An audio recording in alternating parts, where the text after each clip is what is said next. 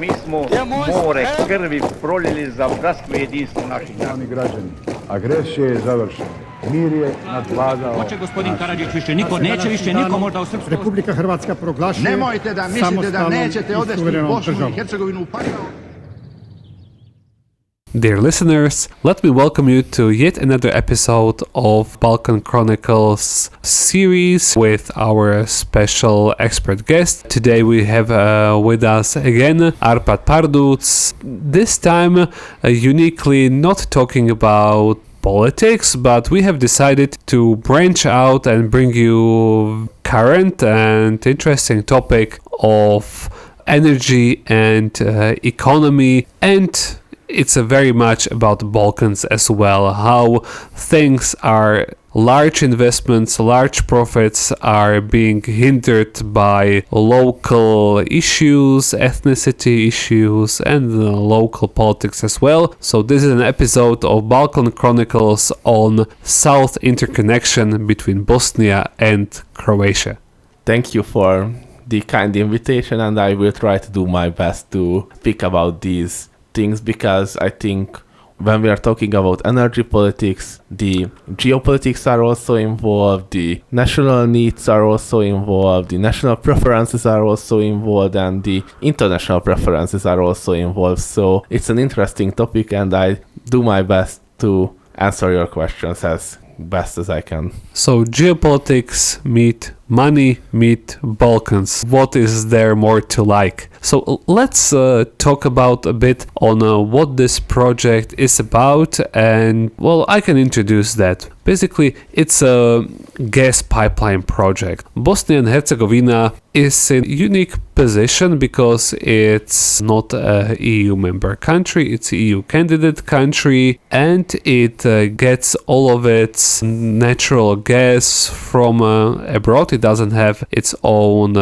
supply, and it purchases all of it from its neighbor, from Serbia. Serbia itself is not a producer, it only transfers gas from further, and basically the supplier of that gas, it's Russian Federation. Bosnia would, since 2008, since the famous natural gas crisis, Bosnia was very badly hit. At that time, when the gas flow was stopped suddenly, they got no gas for heating, and it gets very cold in Bosnian mountains during winter. It had no gas for electricity production because some part of its energy production was already from gas, besides coal and chemical products, and and agriculture also needs heating from natural gas. So Bosnia was very badly hit, and it needed to diversify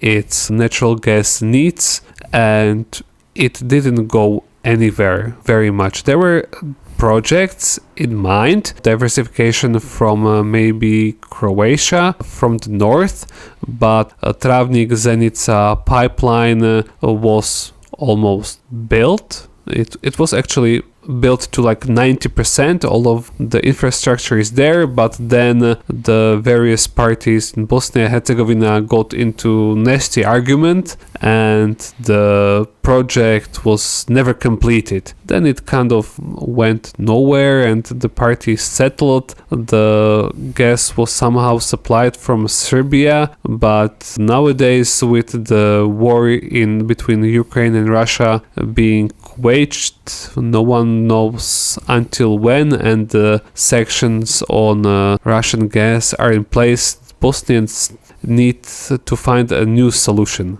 Yes, and thank you for this beautiful introduction. And when we are talking about energy politics and infrastructure politics, it's very important to talk about the needs and money. And when we are talking about needs, we can see that when we are talking about the Western Balkans, it's more integrated into the Southeast European gas market, which is a sub-gas market of the European gas market. And when we are talking about this local Southeast European gas market, we see that there was a huge need of natural gas in this region in the 1990s, and then after that we can see a slowly but steady decline to the 2015s, 2016s, and after that there is the ever steady 16 to 26 to 30 BCM gas needs yearly for this region. And when we are talking about Southeast Europe, we need to clarify that it also includes already EU member states like Croatia,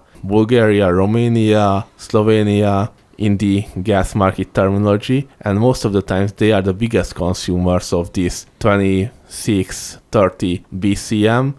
In fact, 90% of this amount goes to them, and the Western Balkan countries, the 6 countries of the region, are working with the other 10% which remains, and most of the times they don't really use natural gas as a commodity, because most of the time they are used either coal, lignite, or LNG, or even wood most of the times. For example, in the case of Bosnia and Hercegovina, they use lignite and wood mostly. So most of the times they don't need this, and when we are also seeing this from the point of view of the actors in the market, we see a really fractured region with a lot of internal programs and not great infrastructure to build upon. So most of the times the big market players are viewing the Western Balkans in general and Southeast Europe as a whole as a transit region most of the times, because the great, more developed and more bigger consumers are the Western European nations and the South Europeans like Italy, and this leaves the Western Balkans as a very underdeveloped region in regard of natural gas, and it also means that when there is a need of an infrastructural change, there is really few people who can be there or front the bill. So, for example, when Bosnia and Hercegovina or either Croatia need pipeline built or want to build a pipeline, they need outside help, for example, from the different branches of the European Union. But nowadays, thanks to the differences on the European energy agenda, most of the European Union institutions don't want to finance natural gas projects, so this financing way is mostly closed, and this leaves us with really few players, because Russia at the moment doesn't want to build new routes, and the other ones are mainly connected to Southern Europe instead of Southeast Europe. Yes, you are absolutely correct in these regards, and many of these things are very prominent in what we are talking about in Bosnia and Herzegovina. The one pipeline which was supposed to be active in 2014 was financed like in 75% from European Union funds, when it was still kind of fashionable to buy natural gas from Russia. It was very much supported because natural gas as heating or as source of energy is, after all, very clean compared to either burning wood or burning coal, but because of local reasons this was not to be, and nowadays new project would not be financed with European Union help, but would need local help or some sort of loan. Regarding the country, well, Bosnia energy production, it's a country very rich in rivers and big valleys, so naturally much energy is produced by water power plants, by dams. It's also a country with a large portion of sunny days, so there is a lot of solar energy, and despite promises to phase out coal by 2030, it's very ambitious, but they promised to phase out coal by 2030. They want to replace coal by natural gas, and the project of Southern Interconnection is very much connected to this idea. What does it mean, Southern Interconnection? Well, the primary supplier of gas is, well, the gas would flow from Croatia. It's liquefied natural gas from port, and if you take the map, we are only talking, we cannot show you the map, but it's only a couple of dozen kilometers from Croatia to Bosnia, and it would not take a lot of money or effort for the Croats to build this part of pipeline for Bosnia if there would be a bilateral agreement reached, but in Bosnia it would need at least 170 kilometers to reach the closest connecting point, and from there it could be distributed throughout the country. But any of you who know how Bosnia and Herzegovina works, this is a monumental political issue, because there already is an existing pipeline which runs from Serbia through Republika Srpska, which is part of Bosnia and Herzegovina, and through Republika Srpska it passes to the Federation of Bosnia and Herzegovina. There is a pipeline. The problem is that Republika Srpska purchased 100% of the amount of gas which flows through that pipeline. So basically there is none left for the Federation of Bosnia and Herzegovina. So in layman terms, Bosniaks and Croats do not get any gas because the Serbs bought it all. So they have the heating, they can produce electricity, while the rest, especially Sarajevo, the capital, which houses 400,000 people, will get no heating gas for the winter. And this needs to be solved. Regarding electricity, it's not that bad. It's only 3% is produced from natural gas, but the heating is the main problem. So this would be a solution. The country, we can get very technical. Do we?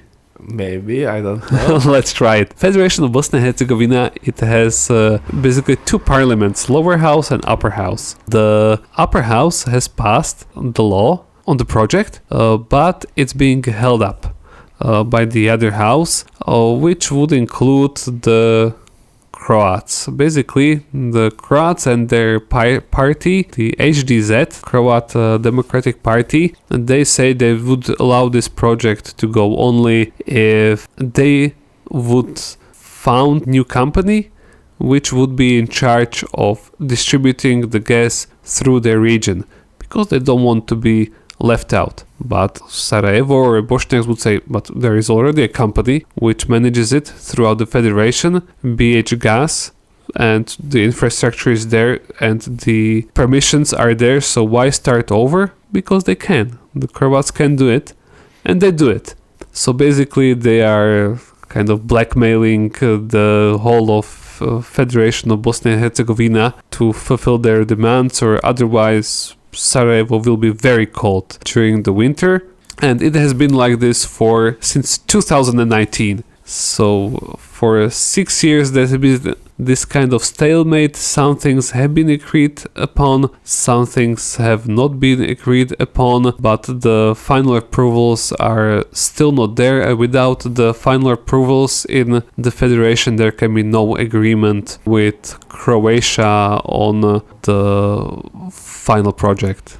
Yes, and starting from the bigger picture first, you mentioned LNG, which means liquefied natural gas, and in the current market, the first and foremost supplier of LNG is the United States, and they are the ones who are actively lobbying with the Bosniaks as well as the Croats to pass these legislations and to work together with Croatia, because for American thinking, the cantons or the Federation of Bosniaks and Croats is presenting new buyer of LNG, so it's naturally good for the Americans, and also it creates a counterbalance to the Russian gas which are entering the country through Republika Srpska from Serbia, which you also mentioned. So these measures for the Americans are also a countering measure to the energy dominance in the region by Russia. So it's really interesting. But when we are looking like the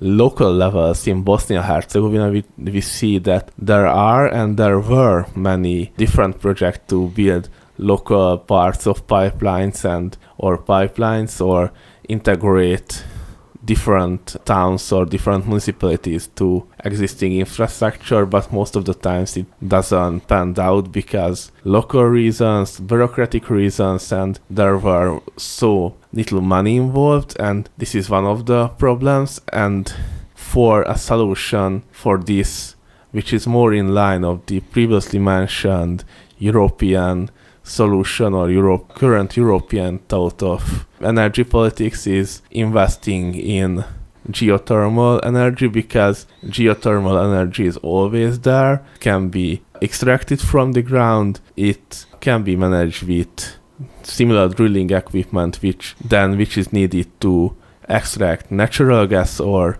crude oil from the ground. And there are very well pilot projects in Sarajevo, for example, which can manage a district heating of some parts of the capital city of the country. Yes, well, I do hope that things will move forward either way with geothermal or gas. I experienced myself in 2019 when I was living there. There was a gas shortage and I was out of heating for a week in the apartment, and when it's -5 degrees outside, it gets quite cold indoors. And one issue Bosnia and Hercegovina faces is not only, well, their internal issues regarding, for example, heating energy, but very little buildings have any sort of insulation. And these are very often old buildings, and very little has been done to renovate them.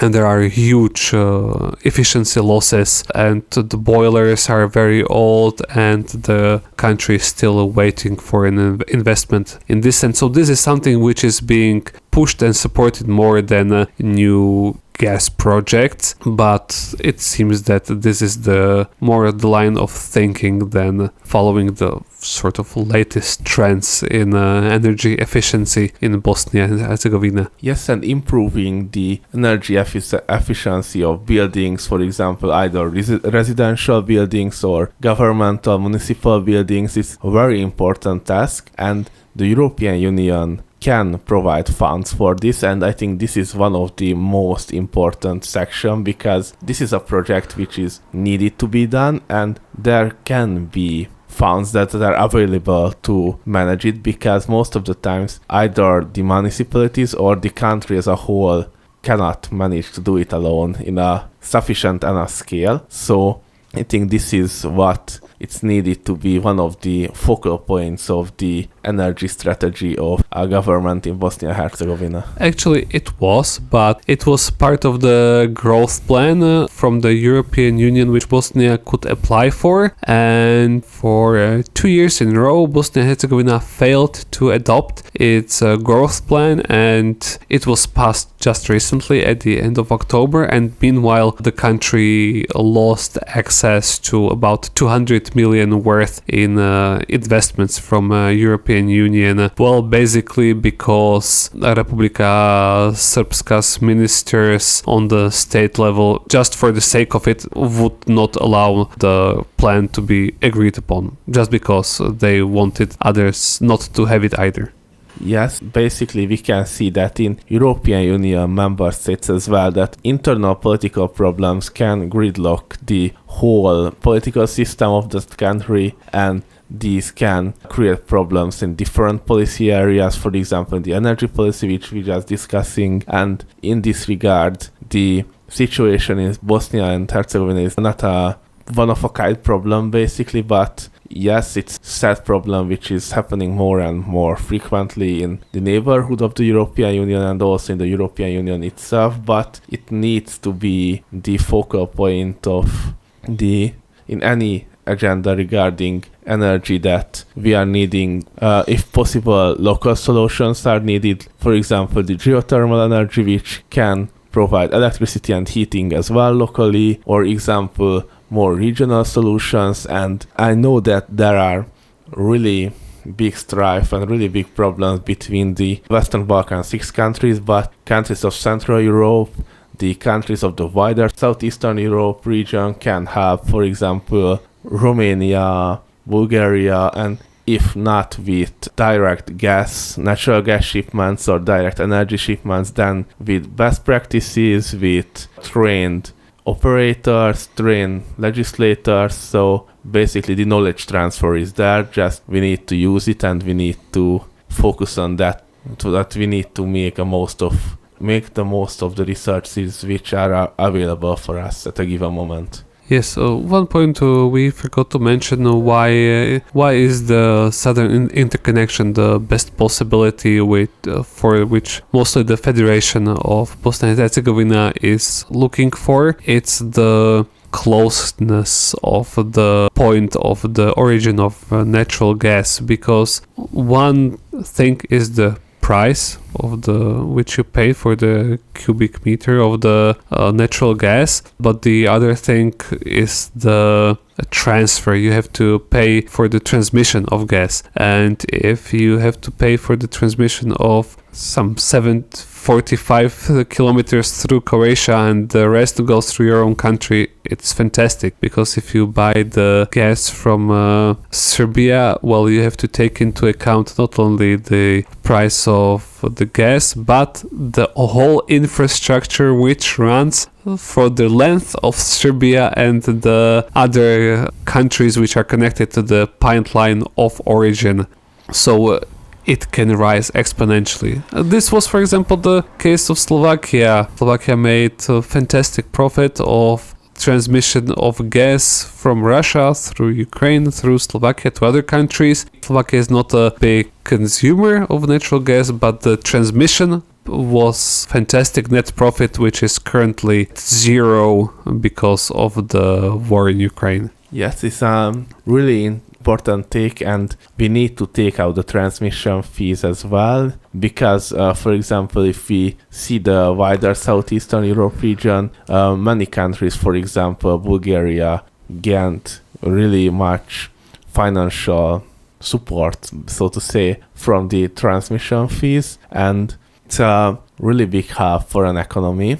And it's also important that you can control these pipelines as well, so it's also a foreign policy leverage, basically, if it's needed to be used. And it's also needed to be said that when we are talking about the direct needs of the given country, for example, in this case, which is Bosnia and Hercegovina, then it's the best possible scenario, which is that you mentioned the small transfer fee from Croatia and then the end use happening in Bosnia and Herzegovina, but most of the times the pipelines go further to Western or Southern Europe, so the Bosnian government can count on the transfer fees as well, and with these fees in hand they can embark on different other energy related venues which we are just discussed earlier.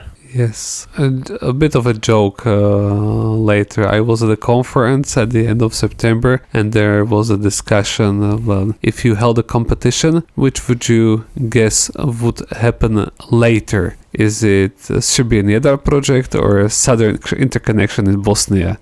And which was the... Well, they agreed they would never happen, either of them. So yes, that's about... So sadly, that's yes. the unfortunate Balkans reality, that maybe neither of these in the end, very economically profitable projects will never happen because of not only global, but primarily local politics. Yes, it's really sad, and these missed opportunities either in the pipelines or in the missed efficiency project, missed other green energy ventures like solar, wind, water, geothermal are continuing to exist in a way that the Western Balkans had a really high air pollution standards, and because of this, every year thousands and thousands die in the region.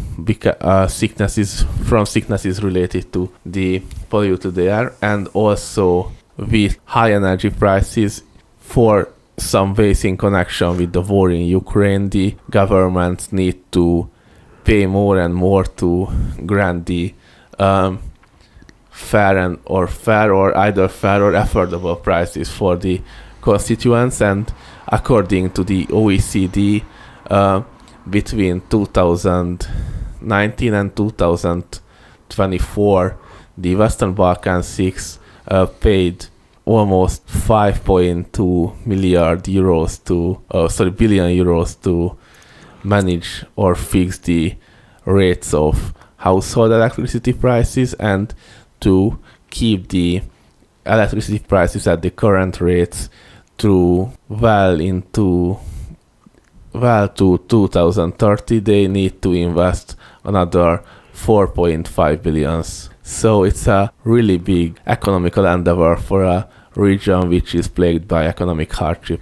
Yes, indeed. I see no easy solutions in sight, only a lot of hard effort, and because geopolitics are not helping anyone currently.